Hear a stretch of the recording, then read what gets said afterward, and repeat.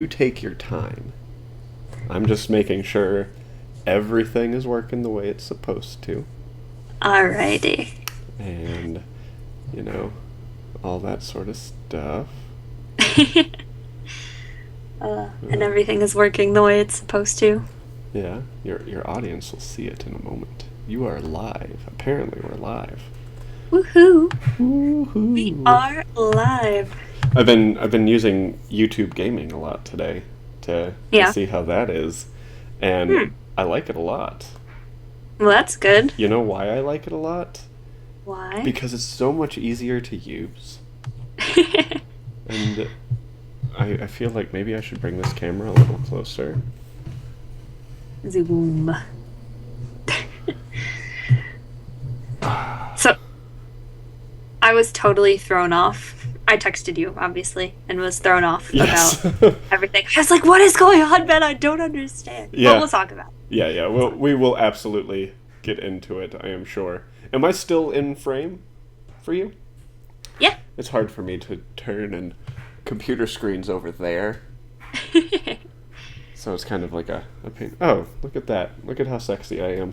Oh, look at me. All right. Let's do this. Are you ready? I'm born ready, Amanda. Born ready. All right. Sitting atop the watchtower in Gotham City, the Nerdy Knights are here to bring you some great comic book content. I'm one of your hosts. Some say I am an oracle, but everyone can say that they've never seen me and Batgirl in the same room at the same time together. My name's Amanda Kane, and he comes in like a flash of lightning with his quick wit, and dashing good looks, Mr. Ben Riddick. Hey, how's it going, Amanda? Hi! So, we are about to discuss our second issue of Nightly Novels. So I got this exciting. time. We made I it we know. made it past the first one, and now We we've made did. it to the second one. It took a little time, and I apologize. It's mostly my fault. For those of you who don't know me very well, I'm actually moving across country. Currently, I live in New York, and I'm moving to California, and I have to do it in like a 14-day time span. So That sounds I really, really exciting, Amanda. it's really exciting, but also really stressful. You I have know, like 7 days we're gonna left. have to start doing these shows live in person. We should. We could We get the will. books and like be able to flip through them and show pictures Hold them up and and show use the them whole off. screen instead of both of us being in little boxes on the screen. That would be awesome. And we can like read it to people at the same We time could in in awesome like character voices. oh, can we could do character voices.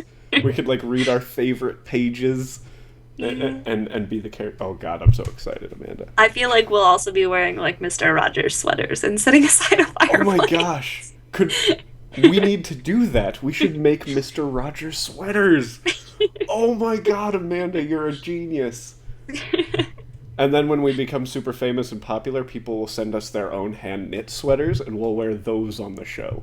Yeah, and if they could send them with like our appropriate symbols on them, that'd be awesome. So like make mine a Batgirl sweater And and make yours mine a a flash. Flash sweater. Oh And it'd be God, that'd be. perfect. And like crocheted sweater. Oh my god, it'd be great. Amanda, you just like completely blew my mind. I don't know if I can do this show anymore tonight. I think we're done. It We're was a done. great episode, guys. I'm next week. The book's going to be. We're just gonna create a book. We got Yeah, exactly. this. We're gonna write it ourselves, and then expect you to have read it by next episode. You have to like use some superpowers. That'd be pretty cool. Yeah. Anyways, Alrighty. should we actually talk It's about the all. comic book? What Yeah. what was the book this week, So Amanda? the book we read this week was X-Men Days of Future Past, Really which exciting. is your favorite, I believe. We talked It's about this. one of One my of them. favorites. It's Yeah, way up there in my list of favorite books. my favorites. So, and for me, I have actually never read it before, so it was very, very new and exciting Which for is actually me. really exciting for this episode because last episode we did a book that neither of us had read, Right. and this week we're doing a book that I have read but you have not. And I feel like we're not gonna agree on the score at the end. I have a So, feeling we're probably not, but let's. I want to let me hear your initial reaction. What what did you Okay. like? What didn't you like?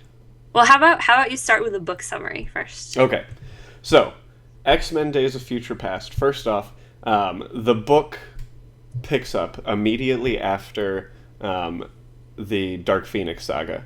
So we just experienced the death of Jean Grey, and Cyclops has decided to leave the X-Men, which means that Storm, or Aurora, is now the leader of the X-Men, with Professor X still around, but she is the, field leader of the X-Men, so to speak. Um, and the first couple issues kind of bring together why all of a sudden there's no Cyclops, and they start to introduce this new character, Kitty Pryde, who is the age of a high schooler, but is incredibly smart. So she's like college level intellect and all that sort of stuff. And they discover that she has the power to walk through walls. So she gets sent to the Xavier Institute in Westchester, and it kind of it starts to show her relationship with start to build with the X-Men. Like, she's absolutely terrified of Nightcrawler because he looks creepy, and just in general she feels out of place. It then kind of fast forwards. This takes place in the year 1980. It all of a sudden then fast forwards to the year 2013, in a post-apocalyptic, like, dystopian future where essentially Sentinels have taken over the whole of North America. And pretty much all of the X-Men are dead, save for Kitty Pryde, who is in the future called Kate. Wolverine is still alive, Colossus and Storm. And there's the introduction of a couple of new mutants. We are introduced to... I think this is actually the first appearance of Rachel Summers, which was the daughter of Jean and Cyclops. I'm pretty sure. I'm doubting it, but I'm 99.9% sure that is accurate. She, in a different timeline, actually becomes a carrier of the Phoenix Force. Different story, though.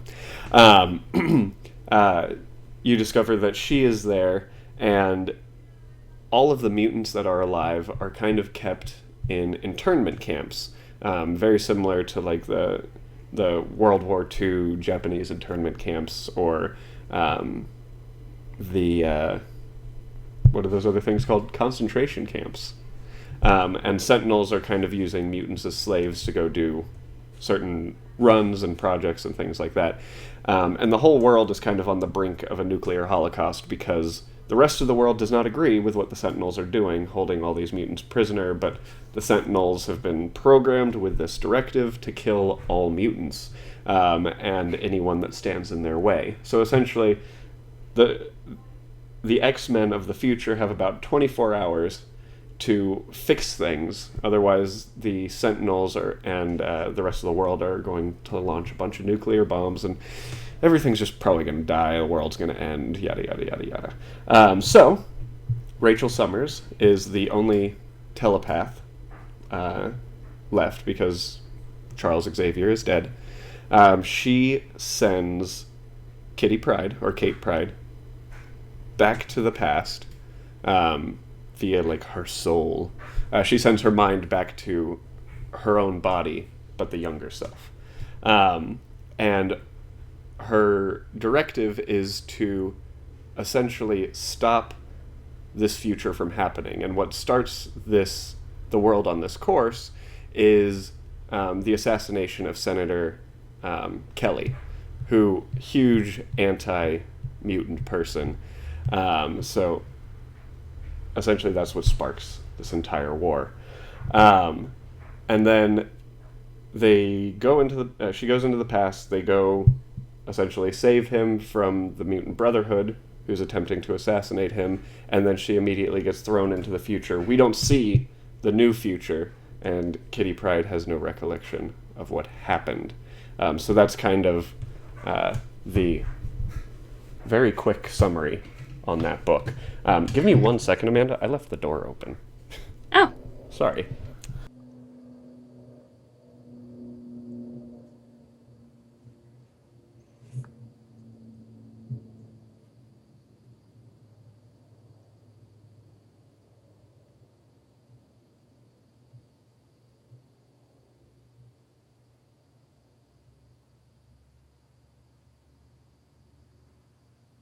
I can't hear a word you're saying. Now I can. Maybe? Nope. Nothing. Not going to lie. I felt mildly foolish. I look over, front door is still wide open. Huh. Go me. Go me. Hi, I was everyone, I'm like, back. I don't know if I should talk or if I should just be awkwardly quiet. I'm gonna go with awkwardly quiet and just Nice. kind of sit here. I could probably cut that out in post. We're at 10 That's minutes and 40 seconds. As a matter of fact, you know what I'll do? I'll type that in here. 10 minutes, 40 seconds, just so that I know that I messed up. Alright. So that's the summary of the book, Amanda. Thanks! I hope that was helpful to you. That was helpful to me, being that I already read it. But, you know, it was helpful to everybody else who didn't read it or, you know, is listening to this Exactly. in the future. Everybody loved this. Everybody loved it. Mm-hmm. So prior to the book summary, you asked me how I felt about the book, I believe. Something to that nature. Mm-hmm. So I felt like I was a toddler being held, like my hand held, while I was walking down the street. That's how I felt. Well, so one thing that you have to kind of get with this book is I forget what year the book was written, but it is a much older style of comic books. It's not the same kind of graphic novel arc that we see nowadays that span several months. I mean, back then they had to keep people interested over the course of, you know, just a couple issues. That's why you'll notice that the collected edition had a bunch of extra issues in it, and that Days of Future Past really only took place over 2 issues. Right. So it is a different time, I think, for the comics. And you'll actually notice, like, a lot of what happens in this book is there's a lot of descriptions in case, you know, people are just jumping into the book, and they are literally describing every character every time you see them, essentially. The thing that, like, drove me nuts, and like you said, because it is kind of the time period, like the age and everything that the comic was written in, but, like, you would see this happening on the panel, but they would still feel the need to put a little blurb on it. Like, I'm trying to think of one scenario. I can think of one scenario where Avalanche is breaking the thing that Blob is about to hit Pyro with. And it just explains, oh, Avalanche just used his powers to disintegrate this rocky block. Right. And Is it that was like what you you're can talking kind of tell. And like when he and Nightcrawler were fighting, and it was like, well, Nightcrawler got the advantage by like poofing like multiple sorry. times and then Poofing? appearing behind him. It's a Poofing. bad thing. Yeah, teleporting. Okay. That's the word I wanted. Poofing. That looked like a big poof. Teleporting behind him and punching him in the face. So like they had drawn the shadow of Nightcrawler in each of these positions, and then you saw him punching Avalanche in the face. And it's like I could kind of already tell that was happening behind, and then, you know, and then the punch in the face kind of. If anyone's watching this, I'm like actually hand motioning all of this. And then the punch in the face happened, and it was like, I don't know why you needed to tell that to me, or like Avalanche used his powers, which, by the way, his name is Avalanche. Like, what exactly do you think his powers are?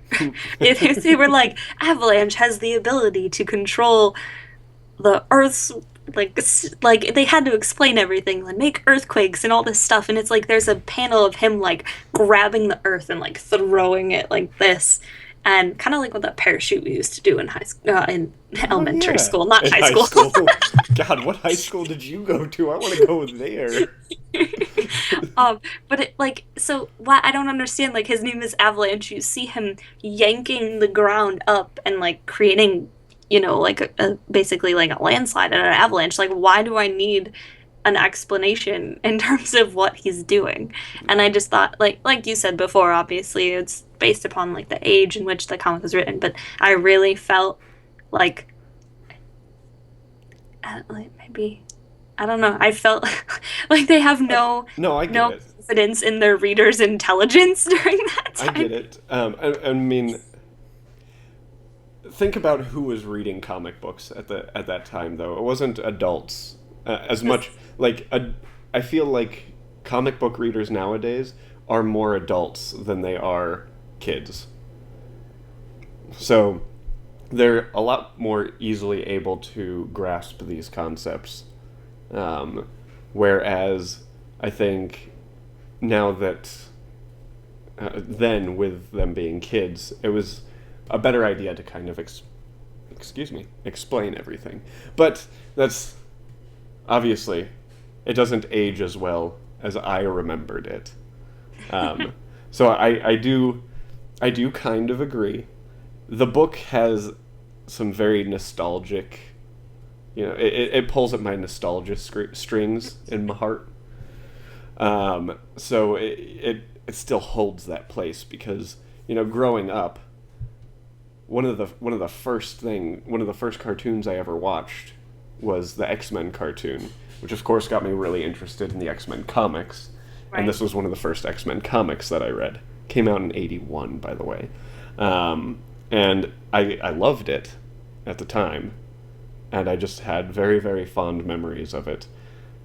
And I still really enjoyed it. Like, it is a great, I think, putting all of that aside, it's still a great story.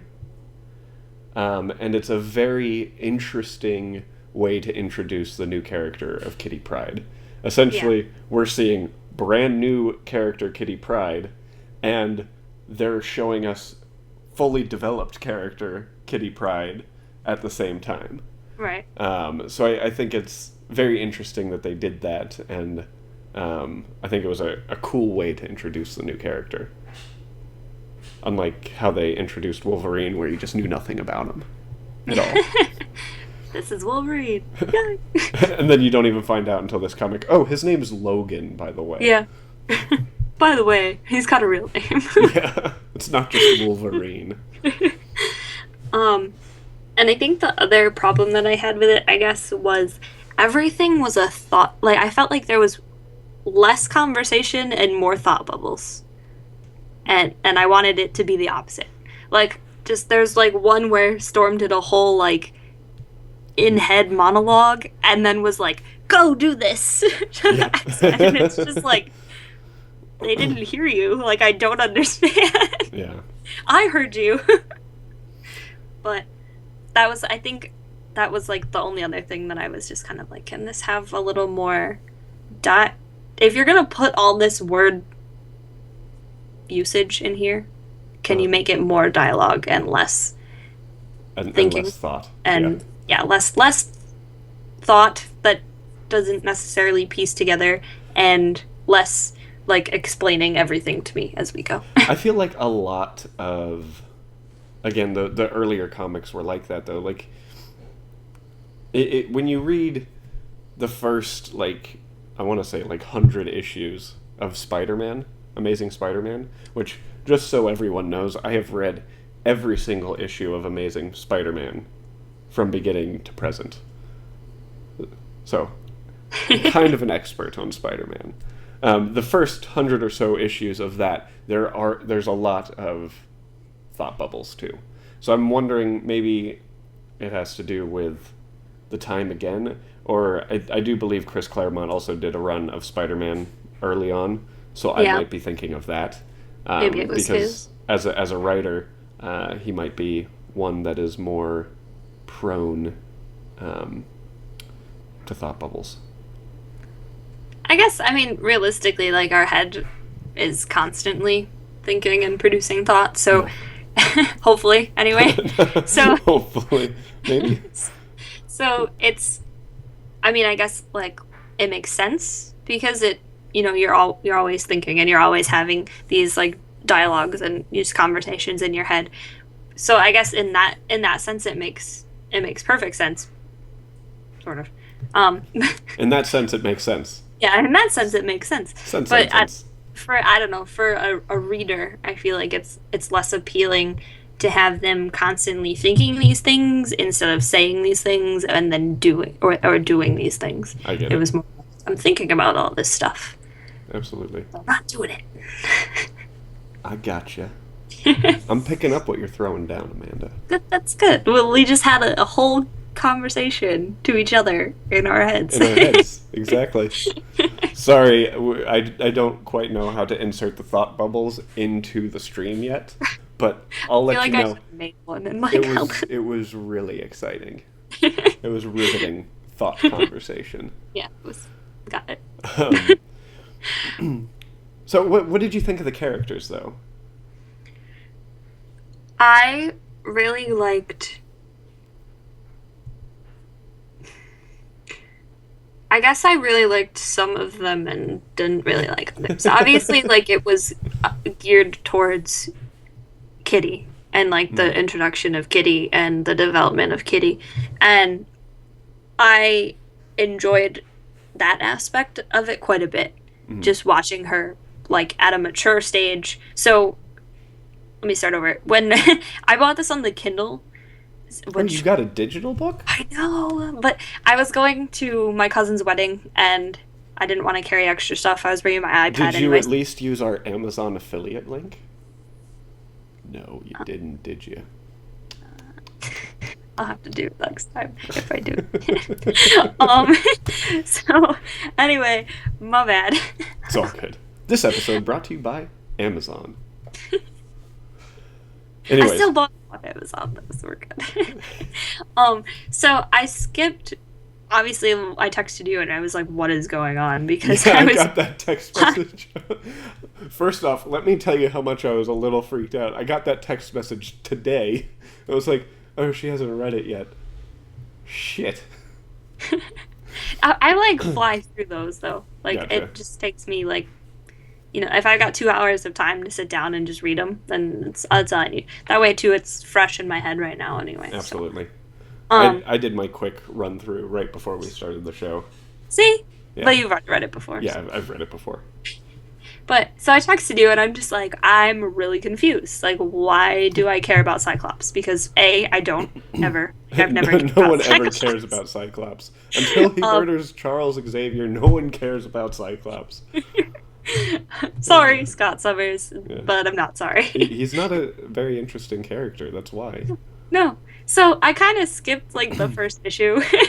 Not gonna lie, kind of skipped it a little bit. That first issue, though, it's like, here is everything that has happened in the X-Men from issue 1 to now, and we're going to cram it into 20 pages. Yeah. So I get that. It's the most unnecessary kind of prologue. Right. And I knew enough. I know enough about X-Men that I didn't need to read that. I knew about Jean Grey, I knew about Phoenix, all that stuff. So I didn't need that extra warm up, I guess. So I skipped to it because I didn't know what was going on. And I texted you and I'm like, I don't know what the hell's going on right now. And I found where it actually said, like, started Days of Future Past. Read the issue before that, read Days of Future Past, and then read till the end. And so I liked. I don't know where I was going with this. Where was I going with this? So I liked the development of Kitty as a character and the fact that it showed her at a mature stage and then back to the still discovering my powers, still trying to figure out what I'm doing, like being the typical Kitty that everyone who Absolutely. reads comics and watch the movies is used to now. The girl that accidentally falls through the wall or falls through the floor, that kind of stuff. So it was nice to see that and to get that. I also really enjoyed the humor that they threw in, making fun of Wolverine's height, like every other Oh, panel. dude, So Wolverine is so short. he takes so much of a beating. They're just calling him short stuff and all Yep. sorts of stuff the entire comic. So I really love that. And I loved at first I was a little rocky with Colossus. but I ultimately loved his development, like as it continued further. Especially when you see like future him and you see like this incredibly like they are two different characters. There's this character that's incredibly like I mean they even say it in the book. He's a much gentler character than a big metal man might seem. Right. But then like in the future, now all of his friends and family are literally dead. You know, he's just like he's been jaded and has become this like not necessarily monster, but he's a Like very completely coarse, and yeah. yeah. I mean, a very very cool character. I agree. I think as And far I as think side characters go, he kind of steals the Steel. comic. Yeah. And like you really saw that too when Kitty accidentally walks into the training room. Yeah, You know, the door's unlocked and he's like, "Okay, I gotta catch her. I gotta take care of her, but I can't do it when I'm metal because it'll hurt her." yeah, So and I he's like, mean "I gotta hope they're not paying attention to me and catch her as a human." And exactly. then later on, he's just like, "I don't give a fuck. I'm gonna punch you out this building." Yep, exactly. That's exactly what the line says. I don't give a fuck. I'm gonna punch you out of the building. Except in a Russian accent, which I'm not even going to attempt to do. Yeah, I kind of was like, nope, not going there. I don't think I can. I don't. Oop, and I'm dropping things. I don't think I can. And I do love the chemistry between Kitty and Colossus. Like, you don't get to see like all of the in between character development, but they're easily like one of my favorite ex couples. You know what I mean? Yeah. And you know, just to kind of go back to the overall feeling of the book, I had very fond memories of X-Men the animated series as well. Um, I don't know. Did you ever see the X-Men animated series, Yeah. Amanda? I really enjoyed the animated series. I don't Not think I watched the entire thing. not Um, Evolution, but the like late the '80s, actual. early '90s one. Yeah. I've watched both of them, Have you gone back but and watched it recently? no. Oh my god, that show is terrible. Absolutely horrendous. Pretty much the entire show. Cyclops talks like this all the time. Now, I am going to talk more like this because I am the leader of the X-Men. Come, X-Men, let us go fight Magneto. Magneto is trying to kill the world. You know, that is pretty much exactly how Cyclops sounds the entire series. And Oh God. I have to say the hokiness of that definitely comes out in Days of Future Past. Yeah. Um, so, what was your favorite part of the book? 92. I was looking to see when the series came out. 1992, 1992. October. Yeah. Wow, such a I good didn't watch show. it then because I would have been like 3, I did watch it then, 4, and I but was also 3 or or 4. 4. I don't remember what I was doing at 3 or 4, but I don't think I was watching X-Men. It was I love X-Men. I mean, my parents actually find me as a traitor because I like DC so much more than I like Marvel, and I got Yeah. my start on X-Men. So You traitor. I You switch sides. that's exactly what they tell me. I am a traitor. But do you want to talk about your favorite part of the book?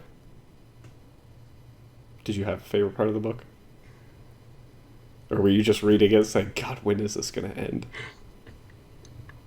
Up until a certain point, yes, I was reading it like, God, when is this gonna end? And then when it started to pick up in terms of like when they started to go like when she finally got into the past Mhm. and remembered who she was, and obviously the whole interaction with the training session Mhm. was awesome. Yeah. But like I really didn't get further like I really didn't get invested, I guess, into it until they like met up with Senator Kelly and met up with Charles Xavier. Mhm. And then after I kind of had like a little self reflection going, okay, this is what I liked. This is what I didn't like. um So in terms of a favorite part, I don't think I have anything that really like jumps out at me per se. I can. There's things that I enjoyed. Mm, Um, so obviously we talked a little bit last time about how I didn't like the X-Men movie. I didn't like the Days of Future Past movie. yeah, And we it did talk wasn't about that. because it didn't stick to the comic, because obviously we all know it didn't. Yeah, Um, I mean similar concept, but right. Similar idea. So I think one of the things that I liked is they still kept there was still that connection in terms of like who the villains were per se. yeah, Like Mystique was there's still technically, and the Brotherhood was still after. So you still got to see like the development of Mystique, who's actually one of my favorite of the villains. So, she's a very um, cool character. yeah, she is. Um, so I guess, but I mean that's still not really a favorite part. I guess I kind of just liked the connection Hmm. between the two in No, that sense. Because I obviously I didn't like the movie. So. um my favorite part was has to be the entire part where they're in the Baxter building in the future, trying to shut down all of the Sentinels, and I mean it's weird that it's my favorite part, but it's a very like gut wrenching moment because you have what's left of the X-Men charging into this room as a final hurrah to give Kitty that little bit of extra time to hopefully change the future. Um, and I mean, you watch. I mean, Wolverine runs into the room and essentially immediately gets disintegrated. Flayed, like. Um, yeah, and all that is left is his adamantium skeleton. And it's like everyone's giving their like. It's just very It's always interesting to me to see when a character has so accepted death as like the only option for what's going to happen, so they kind of give it their all. It's one of those same reasons why I liked the ending of Harry Potter so much. Right. It's like he goes in there, he's like, you know what? This is what I got to do, and this is what's going to fix everything. Um, so I just thought it's incredibly intense to read through something like that, and I thought they did a really good job showing that. And I don't think me as a child really picked up on that, but rereading it now, it's like, wow, Right. I read this.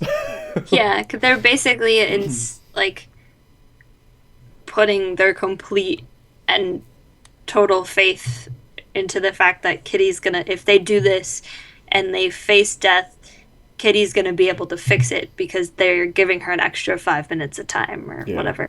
So it's like you said, it's like that acceptance and that come to terms of like, okay, I'm gonna do this in hopes that it fixes things.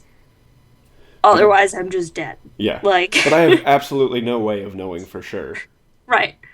But I have Um, to face that fear. I and I have to think like conquer one of that. the other great things about this book is that they don't show the future world again after all that. Right. That is the last you see of it. So as a reader, you have absolutely no idea of if what you had read stopped that future from happening. Especially when the epilogue is Senator Kelly meeting with Sebastian Shaw, Right. which, for those of you who don't know who Sebastian Shaw is, he is the character in the first X-Men. What was that one called? First Class. Um, he was that villain. Essentially created the oh my god, the Hellfire Club, which is even worse than the Brotherhood of Mutants because they're just a lot more destructive. Yeah, I always kind of pictured the Brotherhood of Mutants as like a bunch of rogues Hmm. who didn't really, almost like teenage kids who are rioting against their parents, whereas like the Hellfire Club was like a bunch of grown adults who know their powers and they know how things work and they don't need to necessarily be taught, that are coming in and just destroying everything. Absolutely. I agree with that sentiment. Um, and it's like it's a very intense book. Comparing it to the movie, I mean there are some huge differences. I mean, first off, Just uh, don't. um, I'm just going to mention the big No, differences. I think you should mention the differences. I just don't think any reader should read it and then go see the movie, because, or vice versa, because they'll be severely disappointed with the way that one the other works if they're expecting it to be any I comparison. think so. I think if X-Men Days of Future Past gets you interested in X-Men, I might recommend, just as a basis of getting into the series. It's like there are a few books of X-Men that I tell everyone they need to read, and that's the Phoenix Saga, the Dark Phoenix Saga. Um, the I mean, Days of Future Past is one of them, and the other one I always forget the name of. God Loves, Man Kills. Those are like the four quintessential X-Men books that you need to read before you get into the more modern stuff. And if X-Men Days of Future Past, the movie, is the movie that gets you interested in the world, I still think that X-Men Days of Future Past is one that you should read. Just so you can see the difference. Um, the there are huge differences. For example, in the movie, um, Wolverine gets sent into the past, and there's a huge gap between past and future. Like between 1980 and 2013, it's a 30-year difference, and then we're talking like 1960 and past 2013. So I mean, it's a huge time difference, and Kitty gets sent back instead, and then they completely knock out the character of Rachel Summers in the movie, which I understand because it's not a character that's been introduced at all, Right. and you know, fine, And they still had to kind of tie it to Kitty somehow, like exactly, making it relevant. um, and uh, instead of Rachel Summers being the one that sends Kitty back, it's Kitty being the one that sends Wolverine back. And I will say that is an issue I had with the movie. Where the fuck Hmm. did Kitty get these powers? Yeah, like what does It's like, what just does phasing have to do with sending someone's how you can mind into the phase someone past? through time? Yeah, that made no sense to me. But the rest of the movie made up for it, in my opinion. Um, and I mean, they're still essentially trying to stop Sentinels from being created or turned into this incredibly huge monster.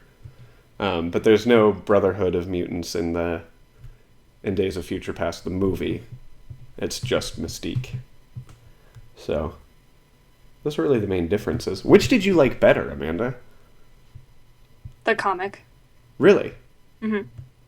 What did you hate about the movie so much? I just didn't. It was actually like more of a movie thing, not necessarily because obviously I hadn't read the comic before, so I Mm, couldn't sit there. And generally speaking, try and separate. If this is a movie, absolutely. this is a book. I try and separate them and view them as their own thing. But it just didn't. Like I wasn't into it. I don't know. The action didn't really thrill me at all. I felt my biggest thing is the X-Men. Fox has been doing X-Men so long that I'm actually kind of bored of the characters that they're giving me. I want to see different But characters. this was like their way of rebooting it so they could show you different characters. Almost, yeah. I mean, I'm sort of excited for this one The Age because of Apocalypse, because I think it's definitely another got more. quintessential X-Men read, which Right. I think before that movie comes out, we should probably just make that the mandatory Read. pre-movie week episode. Does that make sense? Does that Yeah, sentence make sense? sure. Okay.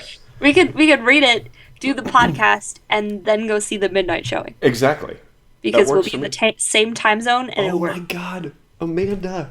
And we Yeah. can wear our sweaters. Which might be a little confusing if we're wearing DC Who sweaters to a Marvel cares? movie. We'll get thrown out. um, so I guess I am excited for that one because you are going to see um A brand new other villain. characters whose names just went Well, you're going over to see like Jubilee. You're going to Jubilee. see Psylocke. You're Yes. going to see Jean Grey as I hope she was meant to be portrayed and not by Famke Janssen. I hate that woman. Her portrayal of Jean Grey was just terrible. Just want to throw that out there. just throwing that out there. In case you were wondering, I found it to be absolutely horrendous.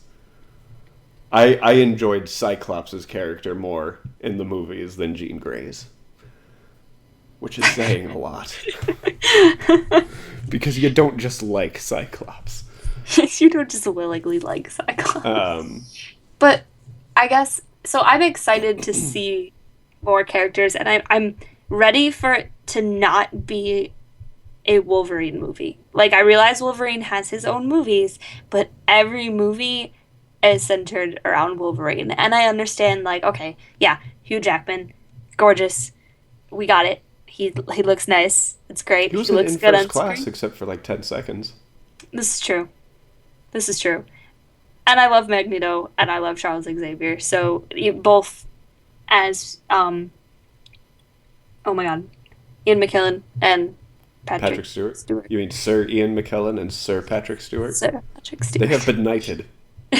This is true. I should use the proper terms. Yes. And then also as the younger men whose names I always forget. I'm really bad at names of anyone. Michael Fassbender and James McAvoy. Those are the actors' names. Exactly. I wouldn't have gotten Which, real quick side note, Michael Fassbender, they just revealed the first image for Assassin's Creed where Michael Fassbender is playing the assassin. Looks awesome. The picture looks awesome. I would be like super okay with a Magneto movie. Yeah, absolutely. That was a plan. Like, that was something that was on Fox's radar. Like, that was Not what was fun, supposed but- to follow Wolverine Origins, is they were going to do a whole slew of Origins movies. And then instead they did First Class, which I'm glad they did, because I loved First Class. That felt like an epic X-Men movie. I just felt like it could have, and it should have been way better. Okay. Could have, and it should have. Coulda, shoulda. Could have, should have. So let's go Age of Apocalypse, because I'll still go see them all at midnight release. Oh, It doesn't matter, absolutely. because it's a comic book movie. The only movie Absolutely. I haven't seen at midnight release was the new Fantastic Four movie. Have you seen that yet? No, and I don't plan on it. Okay. I haven't seen it yet either, but you should absolutely check out not last week's, actually no, the last iTunes episode of Nerdy Nights Radio. We had Mike DeMarco on, and he wrote an entire article about why Fantastic Four was a horrendous piece of shit slathered in more shit. I love how they're just like, well, we're okay with the fact that it was a piece of shit. We're still going to make you another one. Like, we're already making you another one. Yeah, We're okay with that this. just like that. That's just, We're okay. that's one of the things that baffles me about that. They signed on, they signed up for a second movie before this one had even wrapped. It's like they were that confident, and yet there's this. Go read the article, go watch the episode, because there's a lot of information, there's a lot of drama around this. It's like even Fox is trying to sue the director for how terrible the movie came out, which I just... Can we sue him? Can we sue him for how bad that was? It's just amazing. It's like the lead actor in that movie and the director almost like literally got into a fist fight. Oh my god. It's like it's amazing. So, do we want to give this one an overall rating, Amanda? Yeah, let's give it an overall rating. I'm gonna go first, real fast. Yeah, If go, you don't mind. please. No, I'm gonna give this book 2 separate ratings. Okay. that's not an overall rating. That's two No, hold on. separate ratings. I'm going to give it an overall rating, but my first rating is going to be the rating that I would give it if I hadn't reread it today. Okay. And was just going off of my fond memories of it. Okay. Just going off of my fond memories of it, like before I started rereading today, I would have given this book probably an 8 out of 10. Just for how awesome it was to read at the time. And, I mean, part of why I liked it at the time was probably how similar it was to the incredibly cheesy cartoon, which I really encourage you to watch like 1 or 2 episodes of, Amanda, before the next time we record, just so I can hear your reaction about it.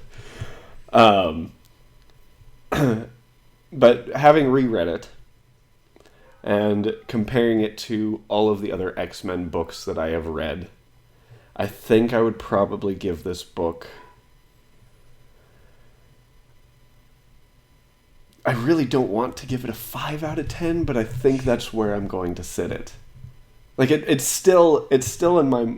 Maybe a 6 out of 10, because it's still in my mind as a book that you should read if you want to get into X-Men. Because it's a great book for that.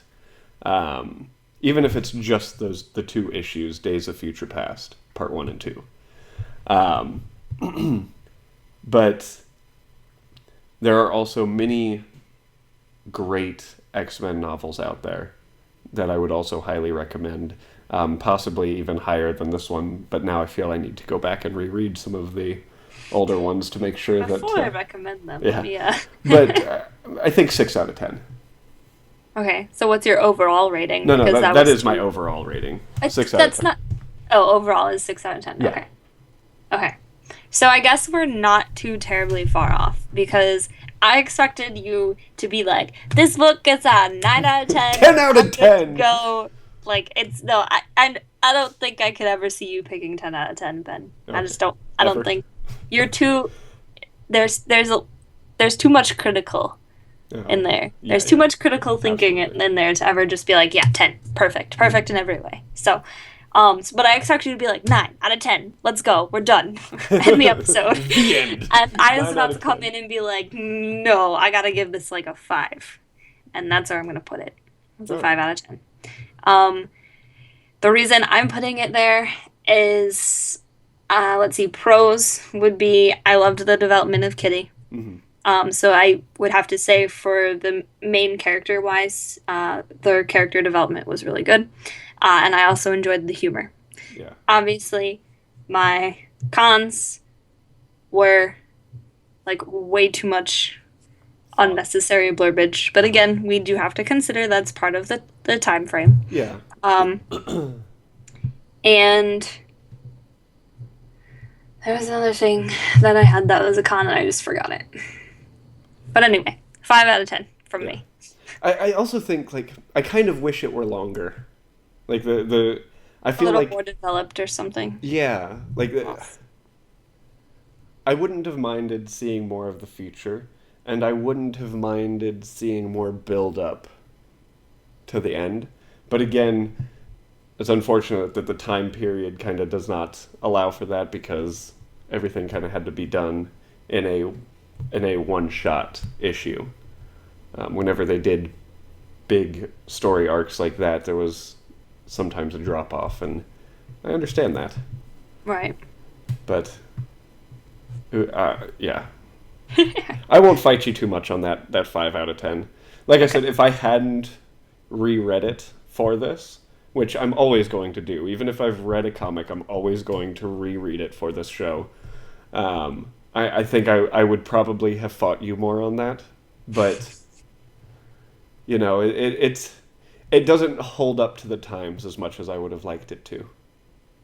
But there's still a little part of my heart right here that just says Days of Future Past. Just says Days of Future Past. Right there. Sniffle.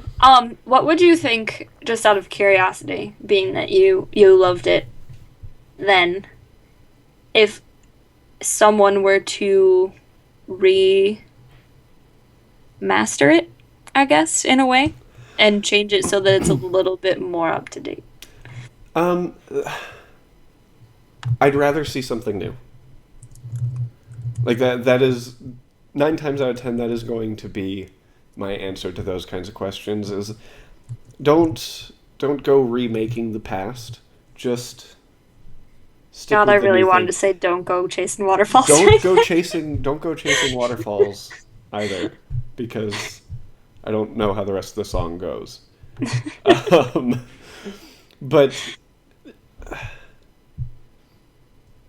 I think if you're a huge Kitty fan, you're gonna love this book. But I don't think that this book is so. I don't think there's any comic book that is so important that it needs to be remade. And I mean, part of what makes comic books is the art. So it's like I wouldn't want that to be redone. I do feel like the art and the characters that Chris Claremont makes, and the art that God, what's his name? Terry Austin? Is that his name? I don't remember. Oh my god, this is gonna bother me. I need to look it up. I'm gonna grab the computer. I think the art that he did was great, and the characters that Chris Claremont made are equally great. So that's what I have to say about that. John Byrne. That's what I meant. Terry Austin did the ink on it. John Byrne did all the penciling. But I mean, I don't think there's any comic book that I would ask be remastered.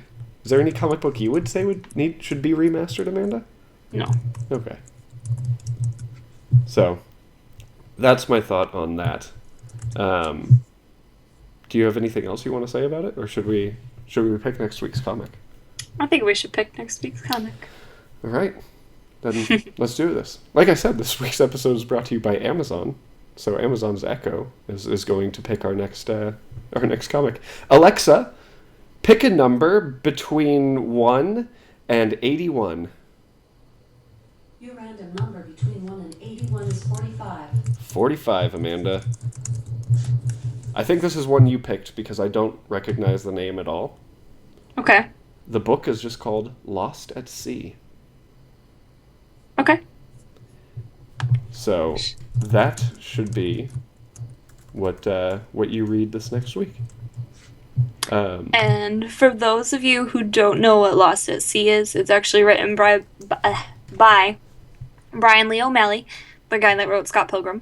Oh, I'm gonna like this. So it's very, obviously the art style is very similar. It's going to be something to that, pretty much everyone that's ever loved Scott Pilgrim is going to be super happy with. It's one of 2 of his graphic novels that a lot of people don't think about because they're automatically like, yes, Brian Lee O'Malley wrote Scott Pilgrim. That's all I know. So I'm super excited to read it because it's actually about. I don't really want to ruin it. I won't summarize it yet, so Yes, you're gonna have to read it. It's fairly short, so it's a quick read. I just now got it, so it is downloading as we speak. Awesome. So you want to Brought close? to you by Amazon. Brought to you by Amazon. Yeah. By the way, guys, visit the website nkrn.org/nightly novels. Nightly-novels. I should probably know that URL by heart. That's okay. But I post a link, an Amazon link to the book that we're reading, and that does actually we get a percentage of you purchasing that if you go through our website to do it. So I would greatly appreciate it if you clicked on the link through the website to get the book so you can read along with us. You can do the rest of the closing out stuff. Alrighty. Well, so I guess that brings us to another end of an issue, the end of the issue. So we'd like to thank you all for tuning in and hanging out with us for this issue and the second issue of Nightly Novels. Make sure you come back and hang out with us again for our third issue of Nightly Novels. Ideally, we're still hoping to do Thursday, right? Yeah. Next Thursday? Okay. Yeah. All right. So we're gonna keep up with this coming Thursday, and then for a little while after that, Amanda is going to be driving across country, so she probably will miss out on one one particular episode. But maybe for that episode we can find someone to fill in so we can still have a thing in between. We'll see. We might just do like a one-off silly maybe thing. a podcast from the car. You could, that's a great idea, Amanda. Podcast and drive. Well, no. My roommate's coming too, so he could drive in on this podcast. Perfect. You could just do it from your phone. I mean, yeah. I'm really the one doing all the streaming part, so it's not even like you have to worry that much about really, really reliable internet connection. Just mildly reliable. So maybe that might work. It might happen. You never know. Yeah. So remember, you guys can follow us on Twitter. You can find me at Wake Up Paramore. That's WAKEUPPARAMOUR. And you can also find me at Lipstick Nerds. It's another show that I do. And Ben, where can everyone find you? You can find me on Twitter at BRidiculous, BRIDDICKULOUS. You can also find me on another show I host called Nerdy Nights Radio, also found on www.nkrn.org.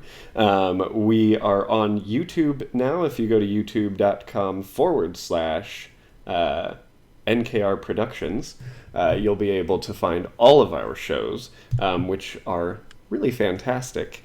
And then the biggest thing that we're working on right now is Extra Life, is November 7th.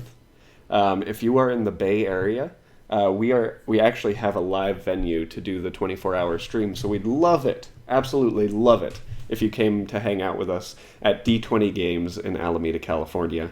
And a whole bunch of us will be there. Yeah, you're going to be there, right?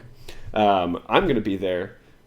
Kenny, the Gingerbeard Man, is probably going to be there, as well as some other regulars on the Nerdy Nights Radio show. So it's going to be a lot of fun. You'll get to meet us all in person. There should even be t-shirts for you to get. And we have some really freaking awesome prizes that we're giving away. All you have to do to be entered to get one of these prizes is donate at least $5, and you get like a little raffle ticket for the prizes. And my favorite prize that we're giving away, I went and got a PlayStation 1, original PlayStation 1, in complete working order, controllers, cords, everything. And I took it to Kinda Funny Live this year and got it signed by a bunch of people. We've got Greg Miller's signature, Colin Moriarty's, Tim Geddes, Nick Scarpino, and then a couple of IGN people as well. We've got Marty Sleva and Andrew Goldfarb's signature on there. So it's a really awesome prize, and I'm looking to add a game to go with that prize package. So everyone's kind of tweeting games that they would like for their original PlayStation 1. So tweet at BeRidiculous for that, and we'll see what game goes with it. I have one game for my original PlayStation 1. Oh yeah? Which one? Parasite Eve 2. Wow, that's a good one. Yeah, that's a good game. I love that game. I love that game. I can't even play it anymore, but I love it. No, that's a good game. That's a good game. I approve, Amanda. Thank you. Go you. All right, so until next week. Excelsior? Are we saying it? Excelsior. Yeah, there was a long pause. Do we want to try it again? Are we going to try and do it at the same time again? If you just say until next week, I'll say Excelsior with you when you start saying it. Okay. Ready? Mm-hmm. And until next week. Excelsior. I think that worked out well. Right. We're going to do it. We're going to make it work. Just for you, Stanley. Just for you. We're going to make it work. I almost ended the call with you instead of stopped the streaming. It's like, and we're done. Bye.